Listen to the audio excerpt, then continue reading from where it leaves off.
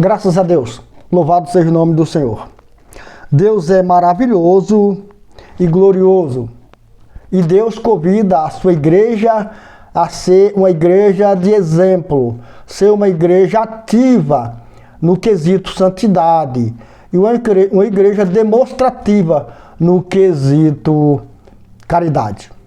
Uma igreja santa e caridosa é uma igreja justa e é uma igreja misericordiosa e cheia de compaixão. Mas é preciso que a igreja que tem esses princípios entenda que em algum momento, ela vai ser questionada e ela não tem o direito de se afastar da direção santa do Senhor. E quando eu digo direção santa do Senhor, meus irmãos, é realmente viver a dependência de Cristo. Ninguém pode ser santo ou viver santidade dirigindo a obra de Deus por conta própria. Aquilo que é de Deus, quem dirige é o Espírito Santo. Presta atenção na palavra, você não confundir a minha fala. O Espírito Santo, não é o espírito de vantagem. Não é o espírito de costumes e tradições, de idolatria. Não é o espírito que dá temor do homem. Não, é o Espírito Santo, o Espírito de Deus. Esse que Jesus, esse mesmo Espírito que o Senhor Jesus disse que quando ele fosse, enviaria para que a igreja não ficasse só. Então, igreja, aprendamos isto, para não sermos confundidos com os filhos das trevas. Amém?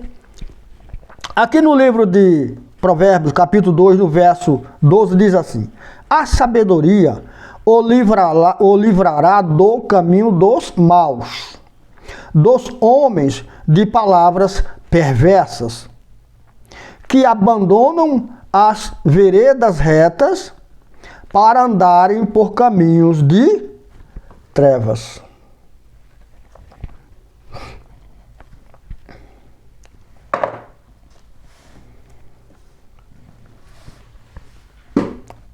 A igreja de Deus, a igreja real, a igreja que tem as primícias de Cristo, é uma igreja sábia. E uma igreja sábia é uma igreja que anda na direção de Deus, não é na direção só da palavra escrita, porque a palavra discerne por vários caminhos, mas eu sou limitado. Então, quando eu leio a Bíblia e entendo, ainda requer a compreensão daquilo que eu entendi.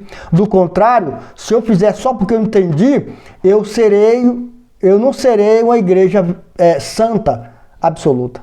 Eu não terei as primícias verdadeiras da palavra. Aquilo que Deus quer que eu faça, eu não terei. Porque eu não meditei a compreender. Então, quando a igreja entende a vontade de Deus, não basta. É preciso compreender aquilo que Deus quer que faça de momento. Por mais que eu saiba fazer, não me compete tomar atitude, mas sim depender de Deus. A sabedoria é isto. É andar no temor de Deus. No livro de Jó, no capítulo 29, no verso 28, vamos até lá? Você vai descobrir, querido, que Jó, no capítulo 28, Jó capítulo 28, meu irmão, no verso 28, Jó 28 diz assim: disse então ao homem, esse disse é Deus, disse então ao homem, no temor do Senhor está sabedoria, e evitar o mal é ter entendimento. Amém, Jesus? Então, irmão, não há sabedoria de Deus quando tu aprende nos livros. Nada contra os livros. Importa estudar. Importa fazer curso, desde que isso não venha te corromper. Se você vê que o que tu está aprendendo na terra vai te corromper, para que fazer? Isso é temor de Deus. Ah, eu quero ser um doutor, um filósofo, eu quero ser um teólogo. Você amanhã vai temer a Deus? É melhor ser um ignorante na letra, mas andar no temor de Deus, do que ter todas essas qualidades de conhecimento e ser um corrupto mentiroso. Então, a sabedoria é a busca constante da direção de Deus. É depender de Deus. É andar no temor de Deus. Temor é saber que sem Deus não dá. Temor é saber que sem Jesus não vai. Eu posso andar um passo, dois, mas certamente o adversário de Deus está vendo que eu estou andando por conta própria. Ele vai querer atropelar. E atropela. Aí você ganha com mentira, com aparência, com soberba, com orgulho, com arrogância. Sai correndo atrás de crescimento exacerbado, pisa em um, pisa em outro, rouba um, trapaceia outro. Daqui a pouco vem as acusações, toma tudo que você tem. Ou você fica processando um, mata o outro para preservar aquilo que você conquistou com desonestidade. Não teve ali a direção de Deus, não teve o temor do Senhor. O temor de Deus, irmão, vai fazer com que você seja uma pessoa justa, dependente de Deus. Uma pessoa que não age se Deus não agir. Uma pessoa que não faz aquilo que Deus não faria. Uma pessoa, irmão, que depende de Deus, é uma pessoa que tem uma boca santa, tem um olhar santo, tem um olfato santo. É uma pessoa que não anda escarnecendo as coisas do Senhor, guarda os utensílios de Deus, louvado seja Deus. Uma pessoa que anda no temor de Deus, ama acima de tudo Deus, depois ama a si próprio, se preservando das armadilhas deste mundo, das mesas, dos caminhos dos que pecam.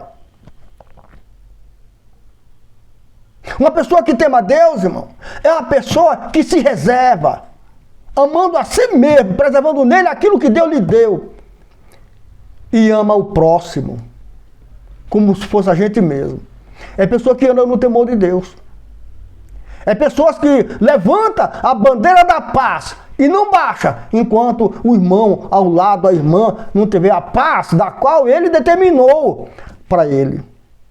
O que foi que Jesus determinou para você? Foi guerra. O que foi que Jesus determinou para você? Foi tempestade? Tempestade é você que adquire com os ventos que você sopra. Guerra foi você que adquiriu com as mentiras que você lançou, com as afrontas que você afrontou. Como é que você não quer guerra? Se você vive guerreando, fermentando. Como é que você quer paz? Se você não planta a semente da paz. Você dá a mão à mentira, de tudo que é ruim, e quer paz. Que paz você espera ter? A de Deus, com certeza, você não vai ter. Porque para ter de Deus, tem que ter respeito por Ele. Tem que respeitar as coisas santas. Tem que respeitar esse Deus Todo-Poderoso. Do contrário, você terá tempestade, irmão. Você terá ventania. São enfermidades, famílias enfermas, doentes espiritualmente, cegas. Sem direção nenhuma. Sabe o que é isso? Falta de respeito a Deus. Falta de consideração com aquele que criou. Mas hoje, o Espírito de Deus está clamando em alta voz. Aquele que quer ouvir o chamado de Deus. Porque Deus está chamando todos que estão passando por essa situação.